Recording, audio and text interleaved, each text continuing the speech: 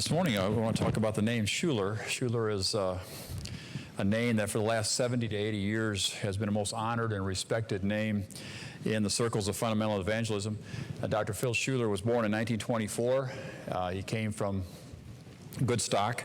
His dad was Robert Shuler, fighting Bob Shuler. He was an old-time Methodist who dared to stand for the truth in a very when most other Bible believers in his denomination, almost all in his denomination, were hiding, maybe figurative and literal.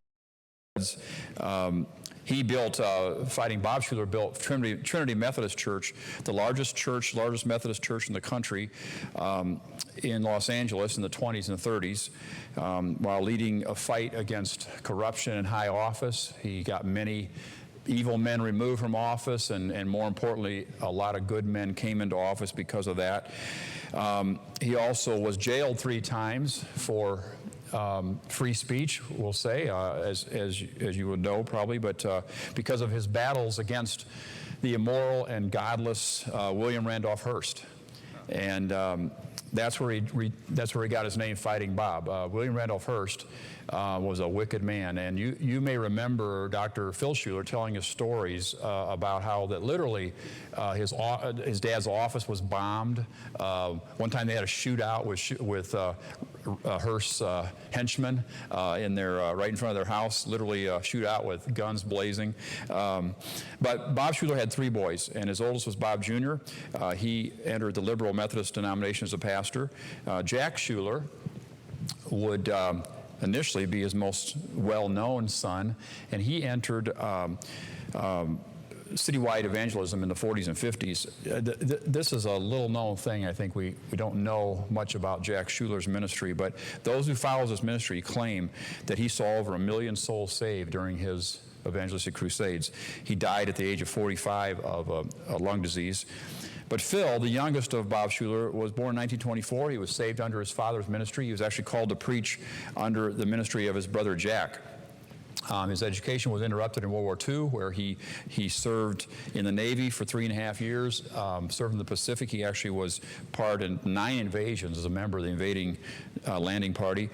Upon returning from the war, he entered Bob Jones College in Cleveland, Tennessee, and there he rekindled his romance with his childhood sweetheart, Marie Lemon. And in 1948, they were married. They have 2 daughters, Debbie and Julie, both of whom married pastors. Phil began preaching revivals in 1948 with his school buddy, Glenn Shunk, and you heard evangelist recently refer to Glenn Shunk, and we'll talk about him someday, a tremendous man of God. But they actually, to make ends meet, the 2 of them sold Watkins products. I suppose that's like the door-to-door brush salesman.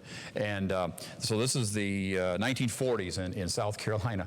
And they sold door-to-door Watkins products and to make ends meet. And in that time, they met, it just so happened, they would preach, but they weren't heard of, but they met several black preachers that had churches there in the South, and those men invited them to hold revivals in their churches.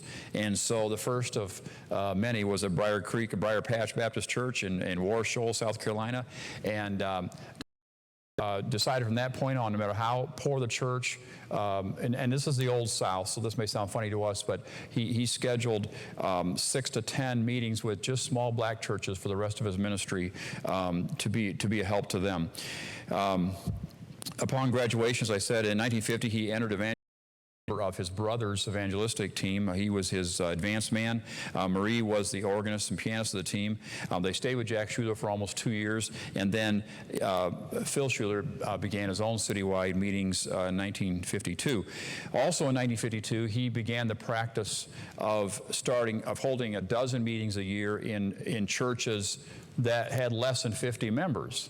And you've heard that said, but one of the churches that was blessed by that philosophy was our church in the early days, and he came to preach here very early on when the church was very small. He continued his practice until his death. This was a very rewarding ministry, and I think there are many churches like ours with great outreaches that really would claim to go back to that day, and maybe Dr. Shuler's help gave us a head start there, gave us a push there. But he was a Methodist when he began his ministry in the 50s, like his famous father. But modernism was so rampant that he became an independent Baptist in 1957. And Dr. Shuler served God for more than 60 years. I have statistics from 1983. I don't find statistics past that. But in 1983, he had seen over 90,000 souls saved, over 13,000 young people called into full-time service, and of course countless Christians strengthened and rededicated for service. But just amazing, amazing ministry. He was the author of over 450 gospel songs. He would sing those songs nightly in his meetings. We were blessed by that. And his wife Marie would play the organ. She'd play the piano. I think we mostly just saw her play the piano because we had such a great organist. We didn't need her over at the organ, but she actually was the talent of the two. At the age of 18, she was a pianist in his father's, Bob Shuler's, church. That church ran 6,400 at that time. And she was 12 years old when she was a pianist in that church. She entered I believe it's the Los Angeles Conservatory of Music, graduated from there with honors. Then she entered later Bob Jones College again, where she married Dr. Shuler. She was actually Bob Jones Sr.'s private accompanist on his radio programs. But the reputation of Phil Shuler for all these years is a spotless one. He was courageous. He was faithful to God's word, and what a blessing he has been to our church over 40 years. A year or so before he died, he went to my dad's church in Illinois to preach a week of meetings, and he was preaching his life story that night. I just talked to my dad and mom this morning about this again, but he was giving an illustration and suddenly lost his way, and he was suddenly giving a part of a sermon from another sermon. And he finished the sermon. He came, my dad helped him off the platform, and he sat down next to Mrs. Shuler. He called her mother, and he said, "I messed up, didn't I, Mother?" And she said, "It's okay, Phil." And he never preached again. To this day, my dad feels it's a great honor to have heard his last sermons. But what's interesting for us is he was coming here to preach that next Sunday for our anniversary service, and he had to cancel and never preached again. And so that was in probably 2007, I'm going to think, maybe 2008. But he was pure in life, sterling in character, absolutely true in his doctrine, faithful to the one who had called him to preach. And he'd been in poor health for at least a year or so, and he went home to be with the Lord on June 19, 2009. And he'll be sorely missed by all who knew him.